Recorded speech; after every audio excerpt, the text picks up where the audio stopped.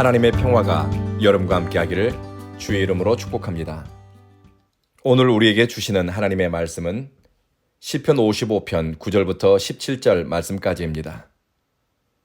다윗에게 두려움과 떨림, 죽음의 공포를 가져다 준 사람이 누구인가? 13절에 언급됩니다. 너는 나 자신과도 같은 사람이다. 내 분신 같은 사람이라는 겁니다. 너는 내 친구요, 나와 가장 친한 사람이다. 함께 친밀한 사귐을 나누었고 하나님의 집에서 함께 몰려다녔던 신앙의 동지였다라고 고백합니다. 그런데 그런 친구들에게 배신당했습니다. 마음속에 분노가 일어납니다. 얼마나 치가 떨렸는지 9절 주님 그들을 멸하소서 그들의 혀를 잘라버리소서라고 말할 정도였습니다. 분노의 깊이, 사람에 대한 실망과 다윗의 절망을 짐작할 수 있는 대목입니다. 배신자는 다윗의 호의를 이용했습니다. 신뢰와 신의를 제 욕심 채울 도구로 사용했습니다. 이해관계를 위해서라면 신의는 물론이고 다윗의 목숨까지도 가볍게 여겼습니다. 다윗을 향한 악담과 협박의 말, 조롱하는 말을 하고 다니니 다윗의 생존이 위협을 받고 내면의 평화가 깨졌습니다. 미래가 보이지 않고 정신을 차릴 수 없어 사명도 부르심도 희미해집니다. 악인들의 활동이 통제되지 않고 악한 사람들의 말이 공동체 안에서 자유롭게 유통된다면 어떤 일이 일어나는가? 10절 이후에 악이 부끄러운 줄 모르고 밤낮으로 공동체 안에 활개를 치고 돌아다니게 됩니다. 그리고 그것은 죄악과 재난, 수고로움을 사람들 가운데 불러들입니다. 악독이 뿌리내리고 압박과 속임수, 탄압과 거짓이 광장을 벗어나지 않으니 파멸이 그들의 운명이 됩니다. 악인들이 기세등등할 때 다윗은 숨을 고르며 몸을 숨기겠다고 합니다. 과거에는 친구였으나 지금은 다윗을 해치는 사람, 다윗에게 끔찍한 아픔을 안겨준 사람 때문에 하나님께 탄식하는데 이런 고백을 합니다. 17절 저녁과 아침과 정오에 내가 근심하며 탄식하리니 해결할 수 없는 문제, 빠져나갈 구멍이 보이지 않는 현실에서 다윗의 선택은 밤이고 아침이고 낮이고 하나님께 부르짖고 기도하는 일이었습니다.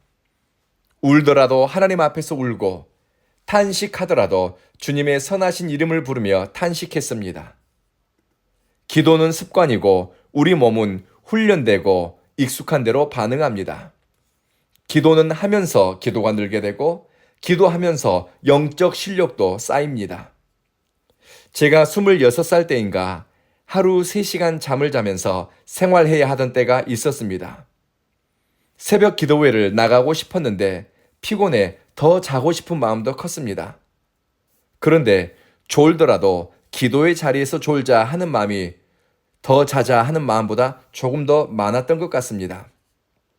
그래서 졸더라도 교회에서 졸자 하는 마음으로 새벽 기도회를 나갔습니다. 몸과 삶의 중심을 하나님께 모으려고 했습니다. 생각해보면 기도를 진지하게 한 것 같지는 않습니다.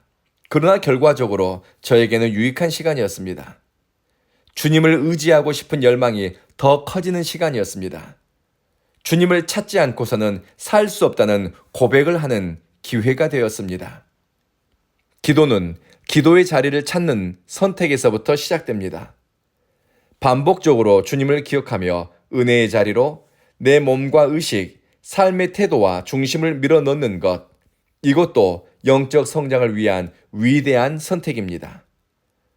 다윗이 밤이든 이른 아침이든 한낮이든 하나님께 마음을 토로하고 탄식하며 구하다 보니 내면에 어떤 확신이 들어왔습니다. 나에게 덤벼드는 자들로부터 하나님이 내 생명 안전하게 지켜주실 것이다. 대적들의 숫자가 많고 상황은 불리하지만 이제 나에게 살 길이 열리겠구나 믿음이 들어왔습니다. 하루 3-4번 기도하다 보니 처음에는 분노와 두려움에서 출발했지만 나중에는 하나님이 하실 일에 대한 확신과 찬양으로 소망하게 됩니다. 나를 부르신 하나님의 뜻과 사명에 대한 신뢰, 확신이 다시 들어왔습니다. 말씀을 마치겠습니다. 다윗 주변에도 배신과 거짓을 일삼는 사람이 있었습니다.